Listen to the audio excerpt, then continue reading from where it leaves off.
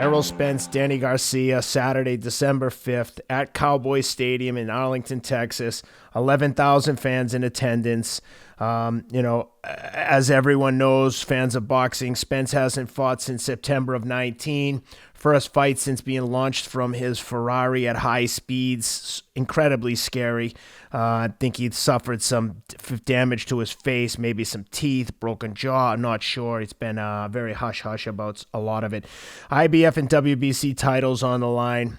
What are you looking for in this one? I'm looking. You couldn't have put it out there on the table better. I'm looking for how much, if at all, was he affected by that experience. That's what I'm looking for. How much of Spence is still there? What Spence will show up? Is it a new Spence? Is it a more cautious Spence? Is it a Spence that has been impacted so deeply by that accident where you can't help but think there were angels up there protecting him, giving him another chance at life? Does he think now, and does he look back with a different perspective and say nothing's that important anymore? And does that affect him? That's possible. It's possible. Boxing is the most important thing in my life. But maybe now it's not quite as important. Maybe now it's just living life. Thinking in a different way now after the experience. I don't know. All I know is the potential to be affected in those dimensions, in those mental. 75% of this game is mental. So the potential to be affected mentally and emotionally is there. Is there. Where if you're looking for the old Spence, you might not see him. You might. But you might not. At the very least, I think you're going to get a slow start out of the gate where it's going to take time for him to find himself, to find Errol. Hey, Errol, you there? Really? He might have to talk to himself. We still want to do this? If the fight gets tough, we still want to do this? That's the possibility of that. That for me is intriguing. Intriguing. That to me is what this fight is about. About that. Now, as far as the opponent, he's got a high level opponent. He's not coming back. He's not coming back with a slam dunk, with a layup, with a hand me Christmas gift, even though it's before Christmas. He's not coming back with that. But he is coming back with a conservative guy who, in Danny Garcia, is a counterpuncher. His mentality is to be conservative, to place his punches, not to waste nothing. Good counter left hook. That's his best shot. But the temperament, it's the right, if you're going to fight a real quality fighter, which he wants to do, he doesn't want to come back with any of that other stuff. He wants to say, I want to show him where I left.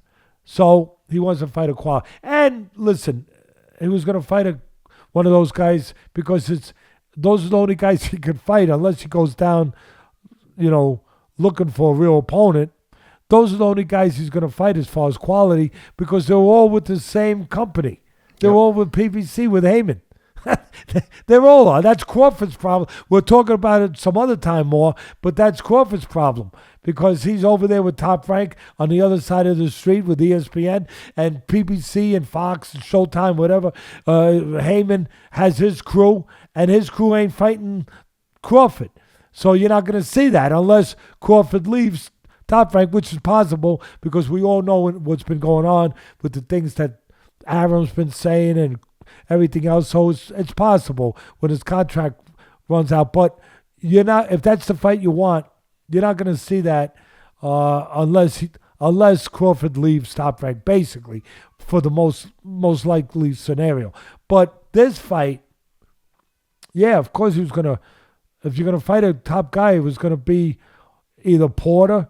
It was either going to be Porter, Garcia, Thurman, those top guys in the welterweight, because they're all with the same place. They're all over there with PBC, where obviously Spence is. So they picked the right one.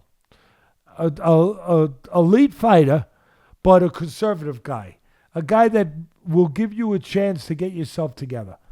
That won't rush you. He won't bum rush you. He won't blitz you. He won't put it on you, too intense. He'll be what he is. Danny Garcia is a good, smart, for the most part, counterpuncher fighter. If he's forced to go forward, he's being forced to go forward. Like he was in the late rounds with Thurman.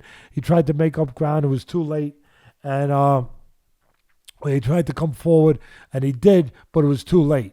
And what cost him in the Porter fight. I thought Danny Garcia won the Porter fight. Yeah. If you really have competent judges, he won the fight because he landed the cleaner punches, the more significant punch. But these judges aren't competent. They go by volume. They just go, whoever, he's coming forward, he's throwing, all right, okay. All right, give him a round. Then you got to have real good judges in a Garcia fight. In a good fight, because Garcia is not going to do a lot. He's going to do what he thinks he wants to do within his realm of what he thinks is responsible and what works for him. And that's to do just enough, to not waste anything. So in that way, they picked the right guy, where Garcia's temperament, his style will give... It could be a dangerous fight because he can punch with the left hook and he knows what the hell he's doing.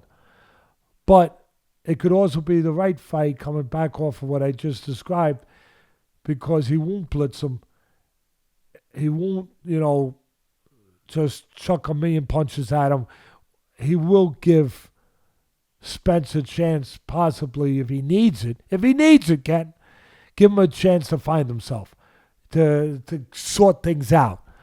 At the end of the day...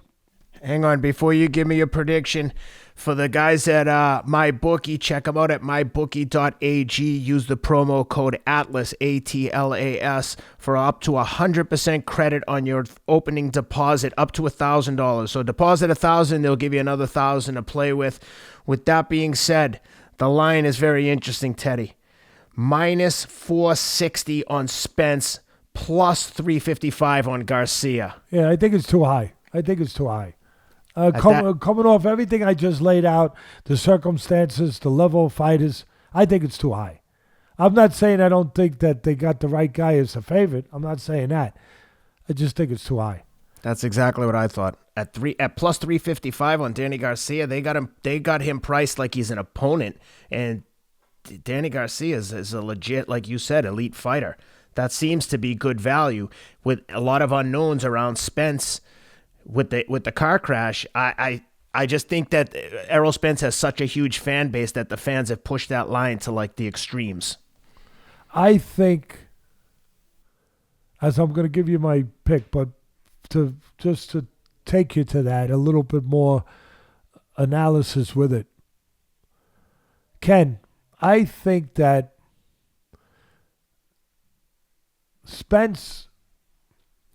Danny Garcia is not going to outwork him. He's not going to, unless something really goes cuckoo.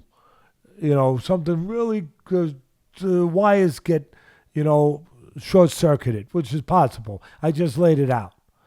But unless those wires get short-circuited up there inside the mind of Spence coming back and after what he's coming back from, I don't think a conservative counterpunching Danny Garcia is going to outwork. And that's why he lost to Porter. I thought he placed a punch. I thought he won a close fight. But they gave Porter credit for throwing more volume. And Porter stole some rounds, I thought, with his jab and what he was doing. But I don't see if Spence is anywhere near the old Spence, he's not getting outworked. What it'd take for Garcia to win is to hurt him, which is possible. I know Spence has a good chin, but it's still possible because Garcia's the kind of guy that can catch you a clean shot that can hurt you, a shot that you might not see with a counter left hook, where if Spence is a little bit off, which you got to expect him to be a little off, both of them with the time I mean, with the COVID virus out there, neither fighter has been obviously fighting. There's inactivity in all fighters nowadays coming back because of the COVID situation. So with that going on, you can't expect them to be normal, especially at the beginning. So if Danny can catch Spence maybe being a little bit over anxious and catch him with a well-placed left hook, he can hurt him. I think he needs to do that to win this fight, to be able to even to win a decision. I'm not thinking he's going to knock him out, but just to win a decision, he's got to hurt him, slow him down. Because when it comes to punch numbers, I think Spencer's going to be the man in that fight. Having said all that, drum roll, please. Okay, thank you. Get one of your kids in there to give a drum roll one of these days. That'd be nice. They're in school. They're in school in the garage. Yeah, tell them. Oh, okay, all right. Tell that principal, that great wife of yours, that maybe one of these days they can get a break from class and come and do a drum roll for Uncle Teddy before he gives his pick. We've got a whole band down there: guitar, bass, vocals, drums. I'll take it. I'll take it. I'm gonna pick Errol Spence to win a split decision.